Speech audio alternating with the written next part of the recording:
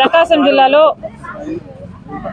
Obulreddy Gundlakamma project దగ్గర Congress party ఈ ప్రాజెక్టును సందర్శించడానికి ఇక్కడ ప్రజలు పడుతున్న ఇబ్బందులను చూసి ప్రపంచం దృష్టికి తేడానికి ఇక్కడికి రావడం జరిగింది.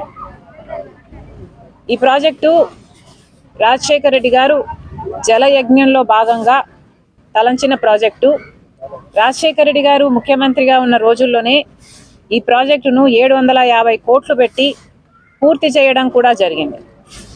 ఈ ప్రాజెక్టు వల్ల దాదాపు 1,00,000 ఎకరాలకు సాగునీరే కాకుండా ఒంగోలు పట్టణంతో పాటు 12 మండలాలు తాగునీరు కూడా ఇచ్చే ప్రాజెక్టు. సామర్థ్యం ఉన్న ప్రాజెక్టు, అద్భుతమైన ప్రాజెక్టు. ఈ ప్రాజెక్టు నీళ్ళిస్తే ఈ ప్రాంతం మొత్తం సాగునీరే కాదు తాగడానికి కూడా నీరుండేది. కానీ ఈ ప్రాజెక్టు 16 నెలల క్రితం ఒక గేటు కొట్టుకుపోయింది.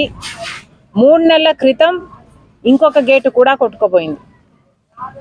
కేవలం మెయింటెనెన్స్ లేక ఈ ప్రమాదం జరిగింది అని ఎస్సీ గారే స్వయంగా చెప్పడం జరుగుతుంది. తెలుగుదేశం వాళ్ళు జలయజ్ఞంలో అవినీతి జరిగింది కాబట్టే ఈ ప్రాజెక్టు కొట్టుకుపోయింది అని ఆరోపిస్తున్నారు. కనీసం రాజశేఖర రెడ్డి గారు ప్రాజెక్టు చేస్తే ఈ ప్రాజెక్ట్ ఈరోజు ఉంది. చేసి మాట్లాడే ముందు ఆలోచించి మాట్లాడండి. ఎందుకంటే ఇక్కడ ప్రజల దృష్టిలో రాజశేఖర రెడ్డి గారు దేవుడు ఈ ప్రాజెక్టు కట్టినందుకు.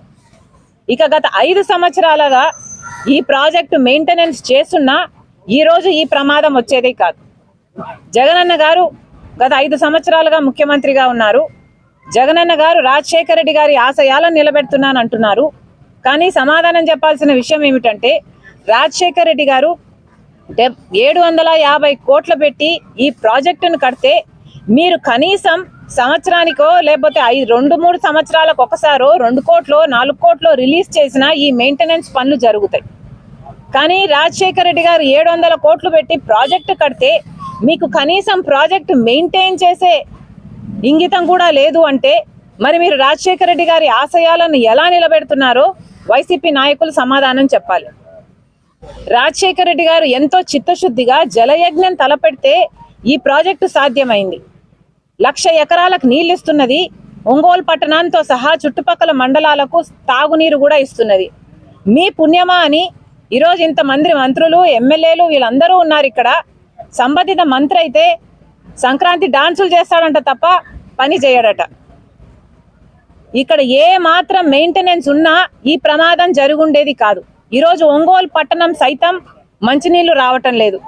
ఇక్కడ ఉన్న నాయకులు చెప్పిన మాట ప్రతిరోజు నీళ్ళు ఇస్తామన్నారు ఒంగోలు పట్టణానికి. ఒక రోజు ఇచ్చింది లేదు.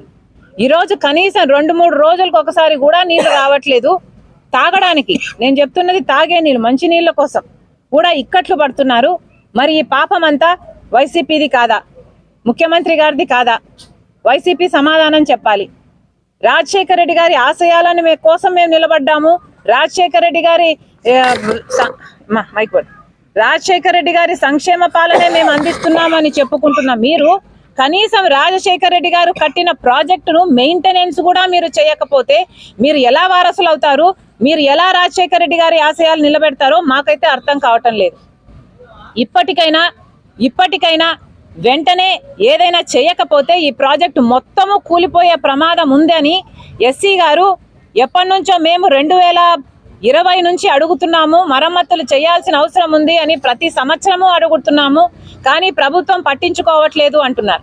ఏ సంవత్సరానికి ఆ సంవత్సరం 1 కోటి రూపాయలు ఇచ్చినా 2 కోట్లు ఇచ్చినా ప్రాజెక్టు మెయింటెనెన్స్ అయిపోయేది, ఈ ప్రమాదం వచ్చుండేది కాదు అని ఎస్సీ గారే చెప్తున్నారు.